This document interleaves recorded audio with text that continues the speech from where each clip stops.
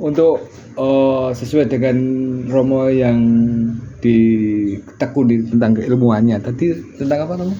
Sumber daya manusia. Sumber daya manusia.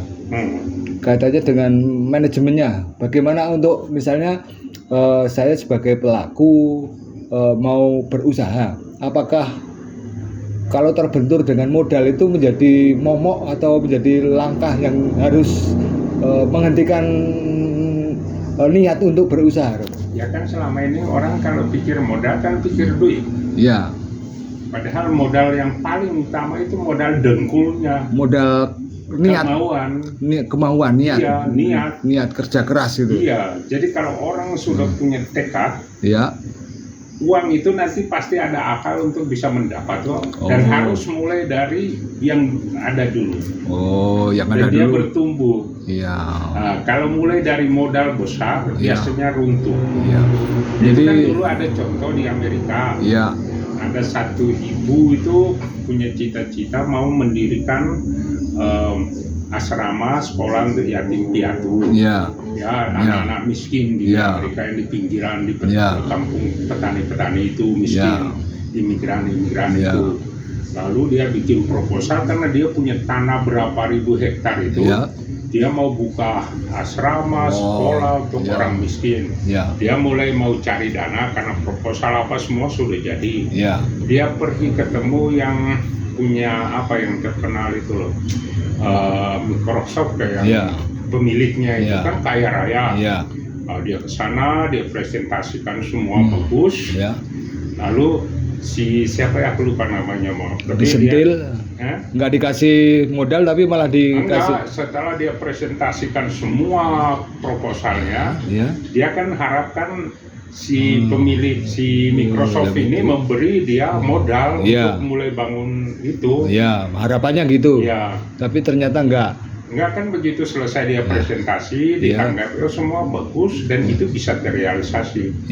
Lalu akhirnya dia masuk ke dalam, dikirakan dia masuk ambil uang, dia masuk ke dalam, dia keluar bawa uang $1.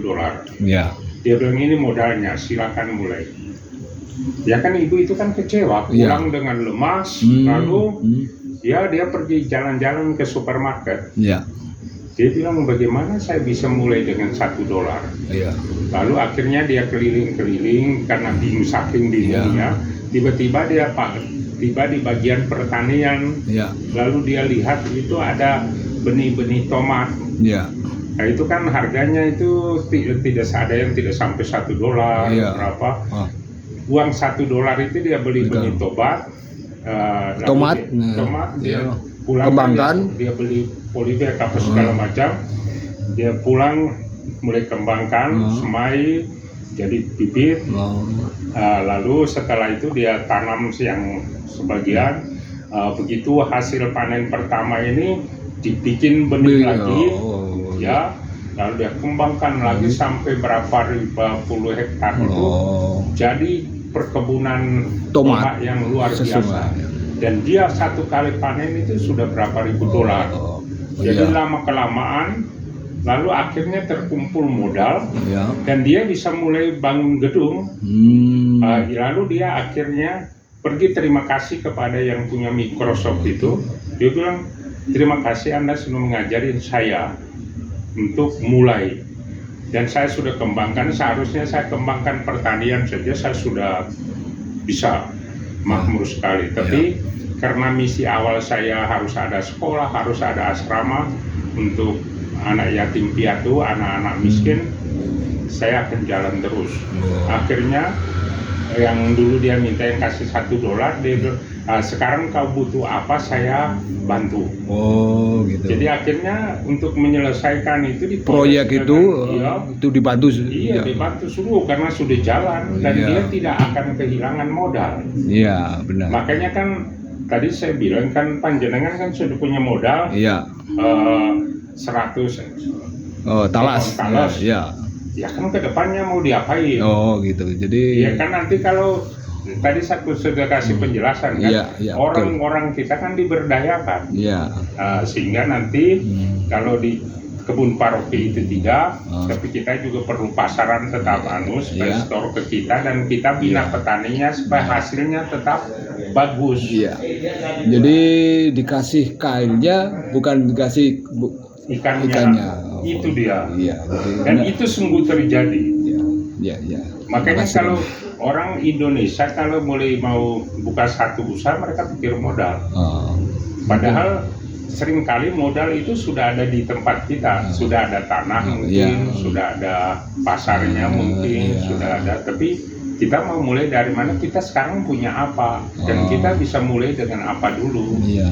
Kemauan kerja keras itu yang perlu. Iya. Dan banyak pengusaha sukses mulai dari situ. Oh iya. Bukan mulai dari modal besar. Dari hasil proposal yang besar itu harapannya. Jadi. Seperti yang di Semarang perusahaan Raja Besi ya, Baja itu ya.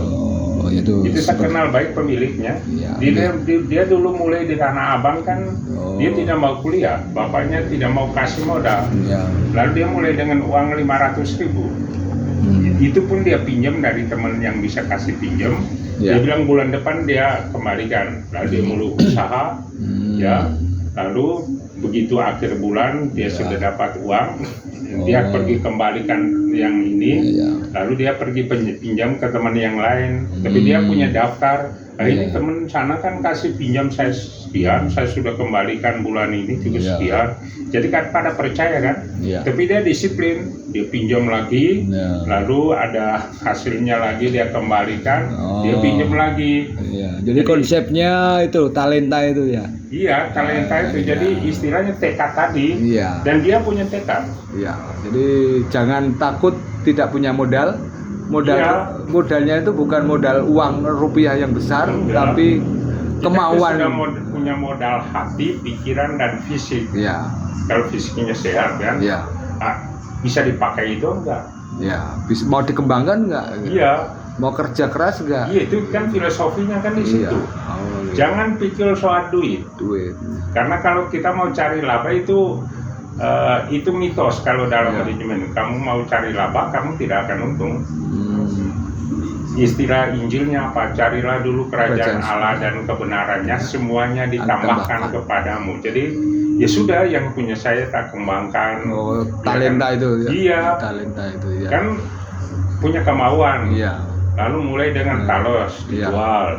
Lama-lama kok orang pada senang, dikembangkan. Supaya orang itu tidak hanya karena kita cari duitnya, bukan, tapi karena kita mau supaya masyarakat kita sehat, sejahtera. Lalu pasti mereka butuh ini, ya kita yang menyediakan, yaitu kan semuanya ditambahkan kepada kita toh. Jadi walaupun pasti mungkin kita modalnya sekian, beli di pasar sekian, tapi kita perlu korban waktu, tenaga juga.